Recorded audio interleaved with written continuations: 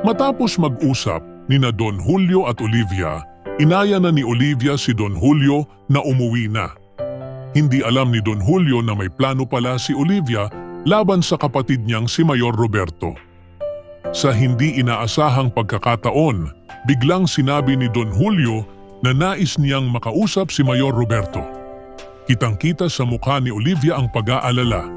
Natatakot siyang madamay si Don Julio sa planong paghihiganti. Kaya't sa entablado sina Mayor Roberto at Olivia para sa talumpati ng alkalde bilang pag-anunsyo ng huling proyekto niya sa lungsod bago matapos ang kanyang termino. Hindi alam ni Mayor Roberto na nakaabang na ang mga tauhan ni Olivia para tapusin ang kanyang buhay. Habang nagtatalumpati si Mayor Roberto, bigla na lang pumutok ang baril. Nagulat ang lahat. Sa kabutihang palad, hindi siya tinamaan. Ngunit hindi pa doon nagtapos ang pagtatangka. Nagkaroon ng putukan sa paligid. Sa gitna ng kaguluhan, nandoon si Rigor. Hindi siya nagdalawang isip na pulutin ang isang baril at sumugod para iligtas si Mayor Roberto. Nagtaka ang mayor pero sumama na rin siya kay Rigor para makaligtas. Habang sinusubukan ni Rigor na iligtas si Mayor Roberto, patuloy ang putukan. Hinahabol sila ng mga tauhan ni Olivia habang sila'y nagtatago at sinusubukang makatakas sa likod ng entablado. Samantala, sa kabilang dako, sinimulan na ninatanggol ang plano para bawiin ang diamante mula sa mga foreigner. Pinutukan nila agad ang convoy, ngunit hindi nila inakalang ganoon kalakas ang kalaban. Agad humingi ng backup si Enteng kay Boss Divina. Sumiklab ang matinding barilan. Gumamit na ng helicopter ang grupo ni Natanggol, pero hirap pa rin silang tapatan ang dami at lakas ng mga kalaban. Dahil hirap na sila, muli silang tumawag kay Boss Divina.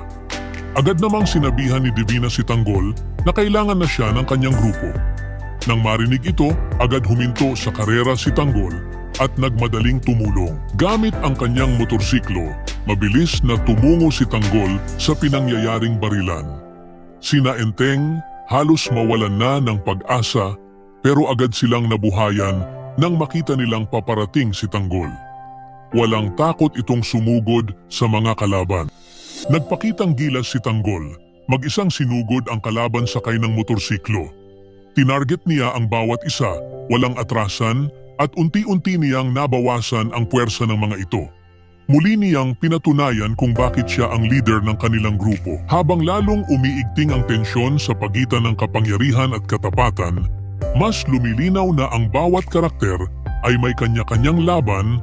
Si Olivia na handang ipaglaban ang pagkilalang matagal na niyang inaasam, si Rigor na muling humarap sa tama para sa ikabubuti ng iba, at si Tanggol na patuloy na naninindigan para sa kanyang grupo.